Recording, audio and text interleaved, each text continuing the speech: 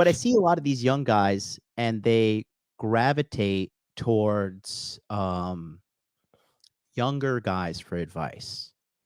And if you don't know anything about life, you know that like the best advice is not going to be from your peers. It's going to be from people older than you who have more experience than you, who are actually in the positions that you want to be, you know? Because I see a lot of these kids watching shit like, I Show Speed and like all these like fucking reaction streamers and Oh, really nothing really beneficial in this mhm, content. Um, like an example, like Brandon Carter has like 1 million subscribers on mhm, YouTube, has 1 million subscribers on Instagram. His live streams on how to like level up and be a better man, I think like they max out at like 400 live viewers mhm. per episode. That for me blows my mind Yes. because I had a call with him. I had a private coaching call with him this week. We talked for 2 hours. I felt like I got 2 years of education from that man. Yep. And I was just so humbled because he was just so. So what do you think the cause is that he's got 400 live viewers? I think I know. I just think to be honest with you, I just think most people, they Aside from don't, the logarithm. I just think most people they don't care. I just think most men don't give a shit. They don't want to level up because it's hard. Because the number one thing you have to do to Hard. level up as a man, Yep. as a human, is you got to look yourself in the mirror and be like, okay,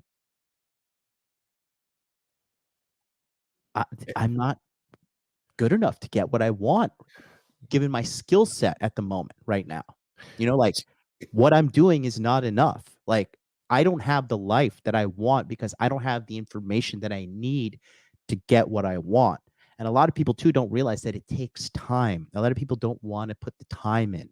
What about you? What do you think, It's Thor? a huge mountain to overcome because nobody's been taught delayed satisfaction. It's everything is now.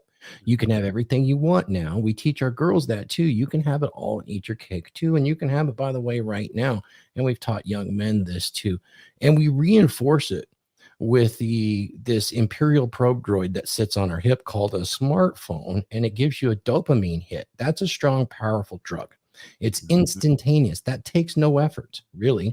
Takes no effort at all. In fact, there'll be some point where I can just think and get that dopamine hit, and then we'll be wireheads. So the really interesting thing here is that what Brandon is talking about is essentially all of it is action, and it will be delayed. While there'll be larger amounts of fulfillment, that immediate gratification of that hit is a momentary happiness. It's a proximate goal, and you can get that so quick. It's so easy everywhere. That's what the logarithm promotes. That's why he has 400. I think that most are not even aware, except those that do become aware realize the work is hard and it might not be worth it because it's easier everywhere else. And that's why they're going to these young guys too, because they're basically supplying them with a dopamine hit. Yeah, That's dopamine's my big. theory. No, you're spot on. You're 1,000% spot on. And um, I just think that it's also because Ryan Fowler talks about this too. Mm, When he mhm. talks about inner game, is like you have to um you have to look at yourself in the mirror and face the parts of you that you don't want to face, that need to know. Like if like a lot of people we both know Harry, right? Harry's a Oh, goat. sure. I love Harry with all my heart.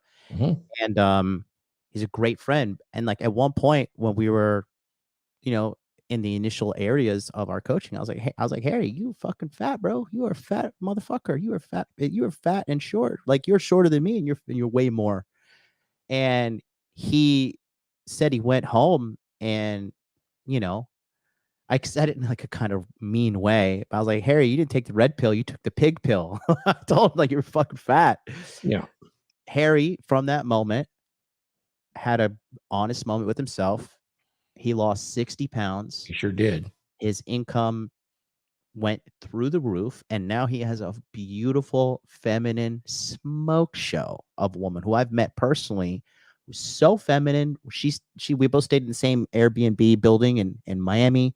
She was cooking for us. She was cleaning the kitchen when she was done. you know, I was financing everything. We were doing the man shit, and she was doing the feminine shit. And Harry is so happy, and he's in such a good place now. But it all starts with facing that pain, facing that uncomfortable reality. That's so ironic because you're in Japan. It reminds me of that old Japanese maxim: Mm. when the student is ready, the teacher appears. And Yeah. that's what happened to Harry. Yeah. You know, Pretty and interesting.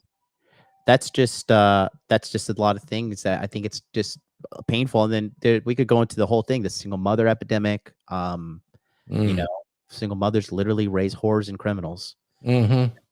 And when you look at single fathers, it's just like they're almost as good as a two-parent household, you know? Yeah. Yeah. So